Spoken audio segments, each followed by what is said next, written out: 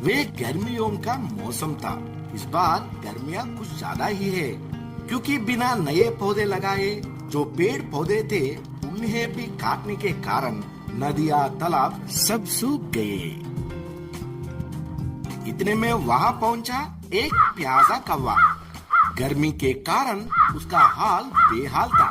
कौवे ने सोचा, हाँ, थोड़ा पानी मिल जाए तो अच्छा होगा। उड़ते उड़ते कौवे ने तालाब नदियाँ सब तलाश किया। गर्मी के कारण सब सूख चुके थे। कौवे का प्यास और भी बढ़ने लगा।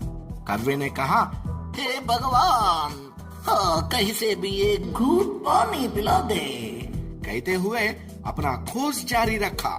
इतने में उसको एक कुआं नजर आया।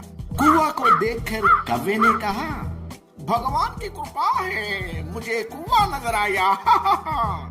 जैसे ही कौवा कुएं में देखा तो कुआं बिना पानी सूखा पड़ा है। हे भगवान, कहते हुए ये कौवा वहां से उड़ गया।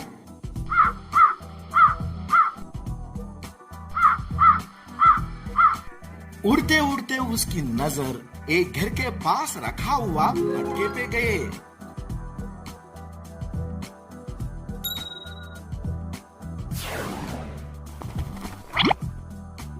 जैसे ही उसने मटके के अंदर देखा, बहुत निराश हुआ और कहा है, हे भगवान, पानी तो दिया लेकिन इतना कम कि मैं नहीं पी सकता हूँ, क्योंकि पानी बहुत नीचे है। वे बहुत निराश हुआ। इतने में उसकी नजर पास पड़े हुए छोटे छोटे कंकर पे पड़ी। उसको एक विचार आया। वे एक एक करके कंकर को मटके में डालने लगा।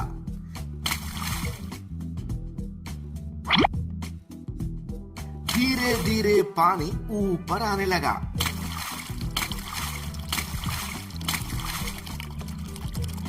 कौवे ने पानी पीकर अपनी प्यास बुझाई।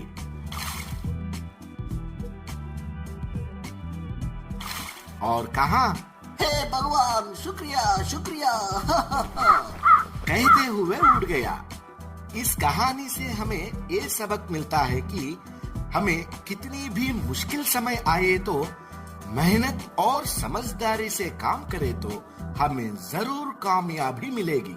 तो हमें भी ऐसे ही समझदारी से रहना है। कालू कौवे को कहीं से रोटी का एक टुकड़ा मिल जाता है। कालू कौवा एक जगह बैठा हुआ वो रोटी का टुकड़ा खा रहा था। मैं पहले नदी से पानी पियाऊं और बाकी की रोटी वापिस आकर खाता हूँ। ऐसा सोचकर कालू कौवा नदी से पानी पीने चला जाता है। कौवा नदी पर जाता है तो पीछे से छोटी चिड़िया अपने बेटे के साथ उस दिशा में आ जाती है। कुकू बेटा, ये रोटी का टुकड़ा कहाँ से आया होगा यहाँ? मम्मा, जरूर किसी का गिर गया होगा। मम्मा, क्या हम ये रोटी खा सकते हैं? फिर चिड़िया इधर उधर देखती है। वहाँ पास कोई भी न था, इसलिए चिड़िया अपने बेटे से कहती है, हाँ बेटा, यहाँ तो कोई भी नहीं है, हम ये रोटी खा लेते हैं। मम्मा चिड़िया और उसका बेटा वो रोटी खाने लगते हैं। थोड़ी देर बाद कालू कौवा भी नदी से पानी पीकर आ जाता है।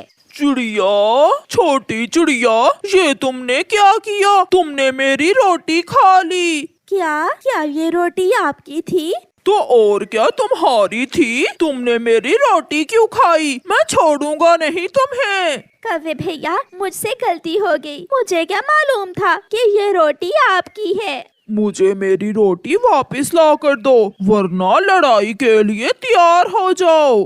नाना अंकल, मेरी मम्मा से लड़ाई ना करना, हम आपको रोटी ला देंगे। फिर मम्मा चिड़िया और उसका बेटा वहाँ से चले जाते हैं। वो दोनों माँ बेटा उदास होकर एक पेड़ पर बैठ जाते हैं। बेटा, अब कौवा तो हमें छोड़ेगा नहीं, हम रोटी कहाँ से ला कर देंगे उस कालू कौवे को? मम्मा, हम इंसानों की बस्ती में जाते हैं, हो सकता है हमें वहाँ से रोटी मिल जाए। फिर वो दोनों माँ बेटा इंसानों की बस्ती की तरफ चले जाते हैं। किसान और उसकी पत्नी खेतों में काम कर रहे थे। चिड़िया और उसका बेटा वहाँ जाते हैं। माँ जी, क्या आपके पास कोई रोटी का टुकड़ा है? हाँ चिड़िया, मेरे पास रोटी है। मैं अपने पति के लिए अभी अभी घर से रोटी लेकर आई हूँ। माँ जी, हमने गलती से कालू कौवे की रोटी का टुकड़ा खा लिया है, अब वो हमसे लड़ाई कर रहा है। हाँ चिड़िया, बात तो ठीक है तुम्हारी। लड़ने से अच्छा है कि आप उसे उसकी रोटी ही लुटा दें।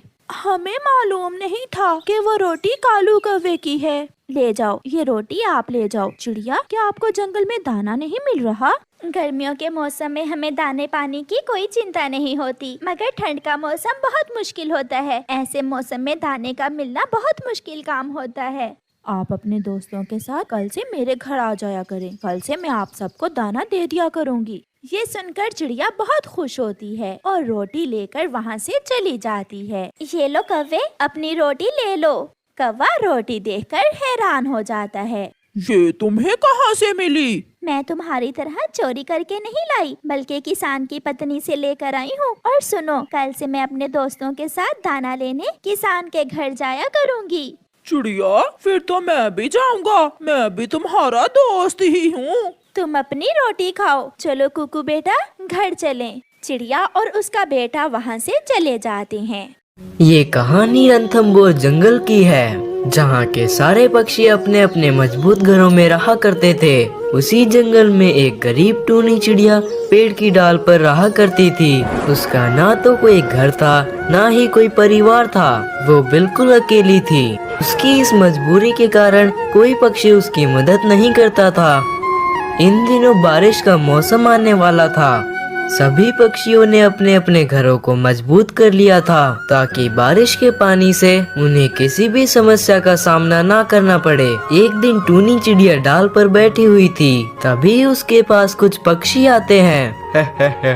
अरे देखो पक्षियों, ये गरीब चिड़िया कैसे एक डाली पर बैठकर अपनी जिंदगी गुजार रही है। इस चिड़िया की इतनी औकात कहाँ है जो एक घर बना सके? अरे घर तो बहुत दूर की बात है, इस चिड़िया की तो घोंसला बनाने की औकात भी नहीं है। सारे पक्षी टूनी चिड़िया का गरीब और बेघर होने का बहुत मजाक उड़ाते हैं, जिससे टूनी चिड़िया उन सारे पक्षियों की बातें सुनकर रोने लगती है। फिर कुछ देर बाद वो पक्षी वहाँ से चले जाते हैं। आखिर क्यों भगवान जी, मैं इतनी गरीब क्यों हूँ? क्यों मेरे पास अपना घर नहीं है, ना ही मेरे पास अपना परिवार है? क्यों मैं ही इस संसार में अकेली हूँ? सारे पक्षी मेरी गरीबी का मजाक उड़ाते हैं। बेचारी टूनी चिड़िया वहीं डाल पर बैठकर अपने भाग्य को कोसने लगती है, और देखते ही देखते रात हो जाती है। और फिर टूनी चिड़िया उदास होकर उसी डाल पर सो जाती है। तभी बहुत तेज आवाज के साथ बारिश आती है और जंगल की सारी डालियां टूट जाती है। टूनी चिड़िया जिस पेड़ की डाल पर बैठी थी, वो डाल भी टूट जाती है, और उसकी वजह से टूनी चिड़िया को बहुत चोट भी लगती है। और फिर सुबह हो जाती है। टूनी चिड़िया उसी पेड़ की डाल पर नीचे जख्मी पड़ी थी। जरा देखो इस गरीब चिड़िया को, कैसे फटका खाकर जमीन पर पड़ी हुई है। अरे कलमुही, इसलिए कहते हैं कि पक्षियों को अपना घर मजबूत बना लेना चाहिए बारिश से पहले। अरे मेरे पैर में चोट लगी है, कोई मेरी मदद करो, मुझे बहुत दर्द हो रहा है। अरे चल भाग, तुझे छूकर हमारे हाथ भी गंदे हो जाएंगे। सारे पक्षी टूनी का मजाक उड़ाकर टूनी को उसी हालत में छोड़कर वहाँ से चले जाते हैं। बेचारी सोनी चिड़िया बड़ी मुश्किलों से खड़ी होती है और वहाँ से उड़कर दूर एक बांस के खेत में पहुँच जाती है। सारे पक्षियों ने ठीक ही कहा था, मुझे एक पक्का घर बना लेना चाहिए, वरना बारिश में तो मेरी हालत खराब ही हो जाएगी। लेकिन मैं घर कैसे बनाऊं? मेरे पास तो पैसे भी नहीं है कि मैं एक घर बना सकूं। कुछ देर सोचने के बाद टूनी चिड़िया को अपने सामने रखी बांस की लकड़ियाँ दिखाई देती है। उसे एक आइडिया आता है। अरे वाह, यहाँ पर तो बहुत सारी बांस की लकड़ियाँ हैं। क्यों ना मैं इससे अपना घर बना लूं, ताकि मुझे बारिश में अपना सर छुपाने के लिए कोई जगह मिल जाए। टूनी चिड़िया वहाँ पर पड़ी बांस की लकड़ियों को एक जगह पर ले जाकर इकट्ठा करती है और उनसे अपना बांस का घर बनाने लगती है। कुछ दिनों की मेहनत के बाद टूनी चिड़िया अपना एक बहुत सुंदर सा बांस का घर बना लेती है और उसमें आराम से रहने लगती है। थोड़े दिन बाद जंगल में बहुत तेज तूफान आता है, जिससे जंगल के सभी पक्षियों के मजबूत घर भी नहीं झेल पाए और सबके घर टूटकर नीचे गिर जाते हैं। सभी पक्षी बहुत परेशान हो जाते हैं। अरे दोस्तों, इस तूफान ने तो हमारे मजबूत घरों को भी तोड़ दिया। अरे भाइयों, मैंने सुना है टूनी ने बहुत मजबूत बांस का घर बनाया है। चलो उसके पास चलते हैं, शायद वो कुछ मदद कर दे। फिर सारे पक्षी टूनी के घर पहुंचते हैं। अरे टूनी, तेरा बांस का घर तो बहुत मजबूत है। हम सब के घर तो तेज तूफान में गिर गए, लेकिन तेरे इस घर को तो कुछ भी नहीं हुआ। हाँ टूनी, हमने तुझे बहुत बुरा भला कहा, तेरी कभी मदद नहीं की। प्लीज हमें माफ कर दे। हम आज के बाद में तुझे उल्टा सीधा कुछ भी नहीं कहेंगे। तू प्लीज हमें अपने घर में रहने दे। हम पक्षी कहाँ जाएंगे? कोई बात नहीं पक्षियों, तुम्हें तुम्हारी गलतियों का एहसास हो गया है। इतना ही काफी है मेरे लिए। आ जाओ मेरे घर में, आ जाओ। फिर टूनी सभी पक्षियों को अपने घर में बुला लेती है और वो सब खुशी खुशी टूनी के साथ रहने लगते हैं। बहुत